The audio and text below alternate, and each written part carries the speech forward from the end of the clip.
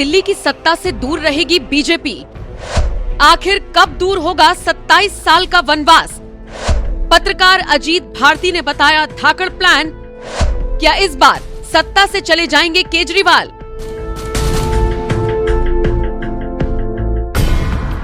जिस राजधानी दिल्ली में बैठकर पीएम मोदी पूरे देश की सत्ता चलाते हैं, उसी राजधानी दिल्ली में बीजेपी पिछले 27 साल से वनवास झेल रही है।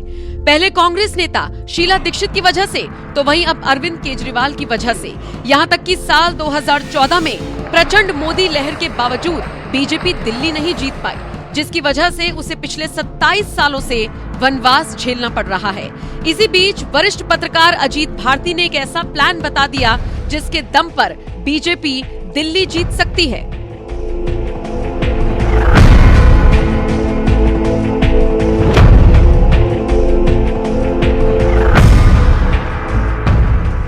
जिस मोदी को बीजेपी ब्रांड बताती रही है, जिस मोदी के दम पर बीजेपी साल 2014 और साल 2019 लोकसभा चुनाव में प्रचंड बहुमत के साथ सत्ता में आई, जिस मोदी के दम पर बीजेपी ने कई राज्यों में सरकार बनाई, लेकिन बात जब राजधानी दिल्ली की आई तो ऐसा लगता है कि ना ही मोदी मैजिक काम आता है और ना ही बीजेपी की कोई रणनीति। यही वजह है कि मोदी के सत्ता में आने के बाद दिल्ली में 2 बार विधानसभा चुनाव हुए।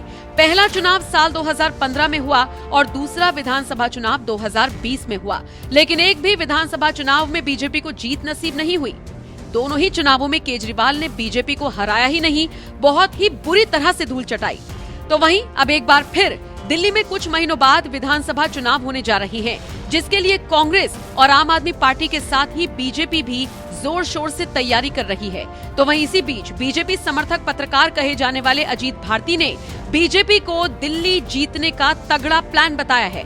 उन्होंने एक सोशल मीडिया पोस्ट में लिखा, अगर दिल्ली चुनाव भी झारखंड और महाराष्ट्र के साथ नवंबर या दिसंबर में होते हैं, जब पराली, कोहरा और धुंध होगा, तभी दिल्ली वालों को फ्री स्कीम का सच पता चलेगा। जब तक चुनाव की घोषणा न हो, दिल्ली भाजपा को हर दिन व्यक्तिगत तौर पर लोगों से मिलकर ये विश्वास दिलाना होगा, ठगों को सत्ता देना कितना बड़ा अपराध है। वैसे तो दिल्ली विधानसभा चुनाव अगले साल फरवरी-मार्च के महीने में होने हैं, लेकिन पत्रकार अजीत भारती चाहते हैं महाराष्ट्र और झारखंड के साथ ही दिल्ली का चुनाव नवंबर-दिसंबर में ही हो जाना चाहिए, क्योंकि इसी दौरान हरियाणा और पंजाब जैसे राज्यों में पराली जलाए जाने की वजह से राजधानी दिल्ली में सबसे ज्यादा धुंध होती है, जिसकी वजह से हर साल दिल्ली ही नहीं एनसीआर वालों को भी दम घोंटी माहौल में जीना पड़ता है। और दिल्ली की केजरीवाल सरकार इसका समाधान खोजने के नाम पर कभी ऑड इवन नियम लागू कर देती है, तो कभी हरियाणा, यूपी और पंजाब जैसे राज्यों पर पराली जलाकर धुआं फैलाने का आरोप लगाकर पल्ला झाड़ लेती है। वैसे अब तो पंजाब में भी आम आदमी पार्टी की ही सरकार है, तो फिर इस बार लगता है दिल्ली सरकार यूपी और हरियाणा पर दिल्ली में धुआं फैलाए जाने का आरोप लगाएगी। यही वजह है कि अजीत भारती चाहते हैं कि दिल्ली में भी नवंबर या दिसंबर में ही विधानसभा चुनाव कराए जाएं, जिससे लोगों को फ्री स्कीम का सच तो पता चले।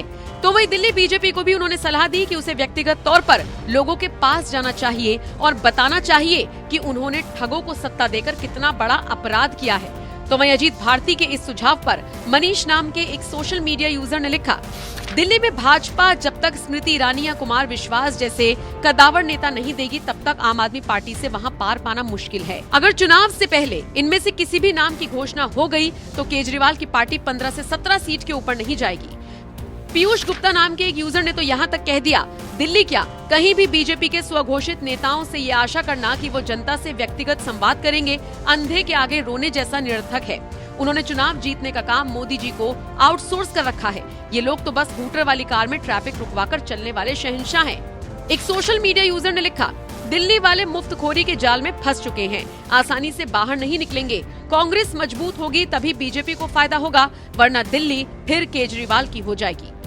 लोकसभा चुनाव में तो बीजेपी दिल्ली में पूरी तरह से क्लीन स्वीप करती आई, लेकिन पिछले 2 विधानसभा चुनावों से बीजेपी 8 सीट से आगे नहीं बढ़ पा रही, तो वहीं कांग्रेस तो खाता भी नहीं खोल पाई। ऐसे में कुछ लोगों का ये भी मानना है कि दिल्ली में कांग्रेस मजबूत होगी तभी बीजेपी को फायदा होगा, क्योंकि बीजेपी बनाम केजरीवाल की सीधी लड़ाई में बीजेपी कमजोर पड़ जाती है।